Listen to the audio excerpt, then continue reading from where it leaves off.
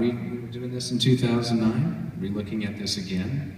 Got Boneyard Productions helping us with this as well. So yeah, big applause. Big applause. All right, give it up for Boneyard Effects. So we're taking this from scratch and going down the whole sculpting route and approvals and everything. So yes. Malik, what do you think? Why did this mask become so iconic? Why do you think it's lasted the test of time? Obviously, the movie came out in 1978, and here we are in 2015, and all you have to do is show that image, and everybody knows what it means. You know, it's amazing. Also, when you think about what they could have ended up with, you know, they had. Well, I'll show you in just a second. Okay. Yeah, we did a little research. Jumping ahead here. Well, I'm always asked that, and I don't know. I mean, the fact that it's a faceless man's face, and you sort of have to project your own worst nightmare behind that mask. Whatever your worst fear is probably what you're envisioning behind it, and I think that's part of it. And I just think also it just looks fucking cool.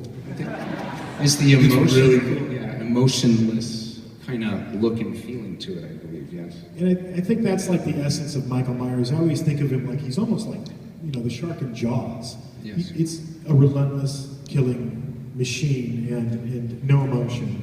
And I think when John was writing the film, I've heard him say multiple times that he didn't want people to be able to emotionally relate to Michael Myers. He wanted them to feel like he, you know, almost like he came from outer space, and you just couldn't possibly understand what was driving this character. And obviously the mask plays a huge role in that. Now we mentioned that, you know, this was not the original, you know, design of the mask. Do you guys know what was? Let's hear it if you do.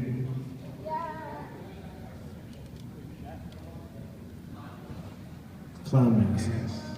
Emmett Kelly. Emmett Kelly. Yeah. Emmett Kelly, you know, Chris and I, we grew up, we know who Emmett Kelly was.